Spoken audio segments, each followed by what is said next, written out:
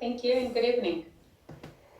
Doctor, for a brief understanding, what is SIDS and zoonose in Namibia? What are the most common ways that cause SIDS?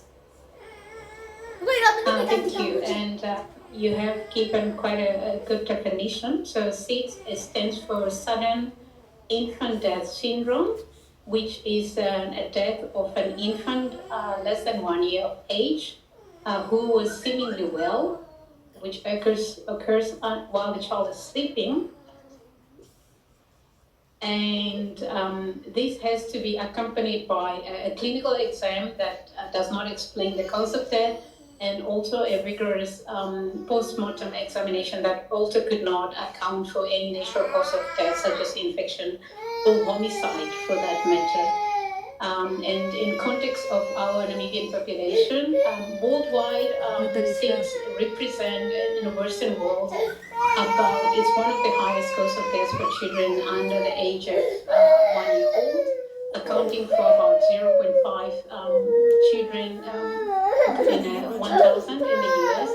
But in Namibia, we don't have any data that can give us a statistic of how many deaths do we experience per year, or how many deaths are accounted for this, let's say, in 1,000 children under the age of 1.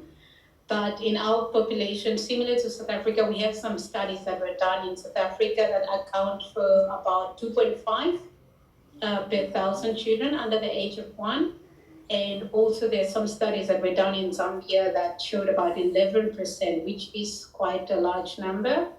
But there are some information that makes this data very difficult to put in practice. Number one, we have other competing higher cause of death in our population that is getting priority. And number two, this definition of SIDS requires that the child was previously well, and most of the studies that were published, it turns out that most of these children that were included in these studies tend to have extensive signs of infections in the postmortem, so they would not qualify. And then again, in our setting, we also don't have expertise of pediatrician pathologists, as we can compare with our Western world, where the studies and definitions are coming from. But it's definitely a significant amount. It's just lack of studies that we don't have in our population in Namibia. Dr. SIDS is said to be peak between 2 to 4 months. Why would that be, and what are the warning signs that parents should look out for? I think to look at the starting with the last part of your question, looking at the warning signs that parents would look out for, because for everyone who could hear that there's something called sudden infant death syndrome, that means a baby is in the cot bed, is sleeping, and everyone wakes up and the child is dead and there is no cause, and the child was previously well. It's first of all very scary, very traumatizing. It's very difficult to reconcile with after having a baby and all the joy that comes with having a baby, and then in such a shocking moment, a baby to be taken like this. So the warning signs that we could look at, I think we should initially look at the risk factors, and then with looking at risk factor, we can also look at who are at risk and what could be the warning signs. So looking at the risk factor, we can look at modifiable risk factors. These are risk factors that we can influence, and then non-modifiable. So looking at the non-modifiable risk factors, SIDS is definition of a child who is above 1 year old with a peak of 2 to 4 months. So 90% of these children, this death happened before 6 months of age. And why 2 to 4 months is a peak? We are talking about a vulnerable infant, is a vulnerable stage of development where there's a transition of from when the baby is born to the growing stage, if I can put it in that term. It's such a vulnerable stage where the body goes through all this growth, and that is quite a vulnerable stage that a lot of factors can go wrong, and then that can be based on the precipitating risk factors. So about 2 to 6 months, that's when you have this growth that is happening, and that's why it's such a vulnerable stage. You have your instability, what is called vasomotor instability, that can happen at this point that can affect the baby's breathing, can happen, and then you have your specific anatomy of breathing of a infant. We always say that a smaller child and a bigger child, they have such a great difference, and that affect their breathing, and that also affect how they present with their breathing problem. So at that age, that's where the peak of their vulnerability, and that's why the risk is there.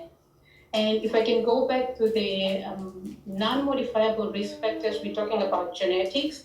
There are genetics that are studied that are talking about the abnormality of cardiac, the heart conduction that are found in children who die at such a sudden death, and other genetics that we could not influence. But other risk factor we couldn't influence is such as sex, male sex. So male children are more affected.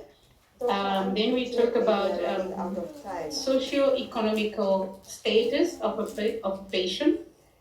So a more poor circumstances has a higher risk of SIDS. And then we talk about them generally at that age of between 0 and 1 year, that vulnerable stage. When we go to the risk factors that we could modify, we start with the pregnancy. So we have a pregnant mother, so mostly children that are a mother who has high birth, so many children per woman, that also constitute as a risk. Children that are not spaced out, that constitute also as a risk. And then what can influence that pregnancy to be even more risk, to increase the risk would be exposure to smoking and alcohol and drugs, and that is before the baby is born and after the baby is born. That significantly increase the risk of SIDS. Doctor, in closing, October is Awareness Month. What is your message of awareness to the public? My message in closing would be focusing on the awareness. So basically, like we say, in the media, we don't have so much data that are done on this topic. So I think there is a great opportunity that studies can be done to, although there are other conditions that are taking forefront, this is also an important topic that we could also invest some time and some finances to study this. And then to increase the awareness such as this, just the general public to know about that it's safer for children when they sleep on their back. And that campaign has reduced the risk in America in 1990s, and it has it's something that we should campaign for, that it's safer for children to sleep on their back. It's a safest, and that's what we should advocate for. Thank you, Doctor. We will need to engage you at another stage because of time. Thank you so much for speaking to us. Thank you for having me.